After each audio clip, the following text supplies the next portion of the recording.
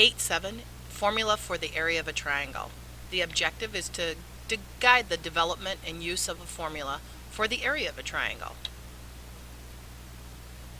So I'm going to give you some numbers to think about, and I want you to try to figure out what number is in the place that I'm asking. So in the first row, let's take a look at that.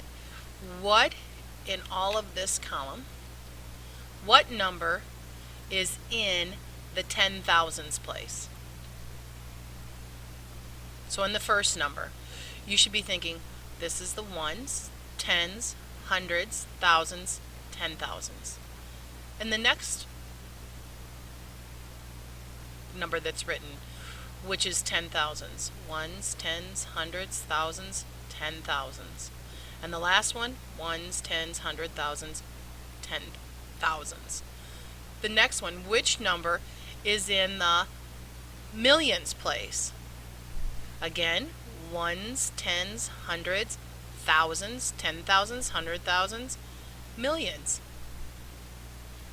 Next number, ones, tens, hundred, thousands, 10,000s, 100,000s, millions place. And the final one, one, tens, hundreds, thousands, 10,000s, 100,000s, millions. And in the next one, what is in the 10 millions place? Again, just go from the bottom and count up. Ones, tens, hundreds, thousands, 10,000s, 100,000s, millions, 10 millions. Ones, tens, hundreds, thousands, 10,000s, 100,000s, millions, 10 millions place. Ones, tens, hundreds, thousands, 10,000s, 100,000s, millions, 10 millions place. Knowing place value greatly assists you when you are rounding numbers.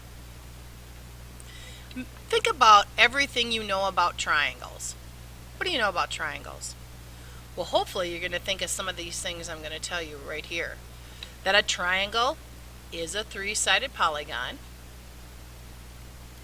That the sum of measures of the angles in a triangle is 180 degrees. A triangle has three vertices. A triangle is a convex polygon. So I'm going to draw a triangle. Bear with me here. It will not be 100% perfect. So let's talk about each one of these things I just said. It's three-sided. Here's one side, two sides, three sides. The measure of its angles in a triangle is 180. So the angle from here to here is 60. Here to here is 60. And here to here is 60. So 3 60-degree angles equals 180. A triangle has three vertices. Vertices is the very point part up here in the corners. Remember, vertices is a V, and that V is in the very corner. It's convex in that all the angles are pushed out. An equilateral triangle is a triangle in which all three sides have the same measure and all three angles have the same measure. An equilateral triangle is a regular polygon. An isosceles triangle is a triangle in which two sides have the same measure. In this lesson, you will use the formula for the area of a parallelogram to develop a formula for the area of a triangle. So for this, you're going to need Math Journal page 240 and 241 and Math Masters page 265. Remember, when looking at a triangle, that when we're talking about the base, we're talking about the bottom line. And when we're looking at area, we're going to be looking for the dotted line, which will be its height down the middle. So turn to page 240 and go get Math Masters page 265 to do the following activity. Alright, cut out the triangles A and B from the Masters and make sure you realize that the triangles has the same area and are congruent. Tape the triangles together at the shaded corners to form a parallelogram. Tape that parallelogram in the space next to triangle A.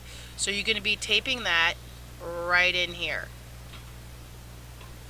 Now, remember that triangle A and B have the same area, therefore the area of either triangle is half the area of a parallelogram. Record the dimensions and areas of the triangle and the parallelogram, and the rest of it's written here for you to read to yourself.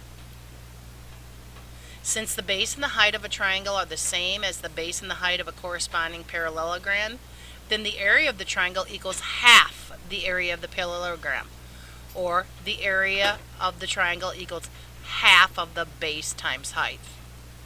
So using that variable is showing you here below how it will be written. And here it's showing you this is the base number that you're going to be multiplying by the height number, and then cutting that number in half. Go ahead and do lesson 8-7 and then check your answers. Solving area problems. Alright, you're going to again need to have your Math Journal page 242 and Math Masters page 403. Read through these instructions on your own and see how well you can do this activity. Once you've finished 8-7, go check it in the answer key. For ongoing practice, I want you to do Math Journal page 243. Again, when you have completed this page, go check it in the answer key. Math boxes, go to your SRB, and if you have any questions about what needs to be done there, that should guide you through it, and if not, come back to the table and I'll be glad to help you. And the final thing for 8-7 is to go get the study length. Be sure to do everything above the practice and below the practice so I know that you've mastered this skill.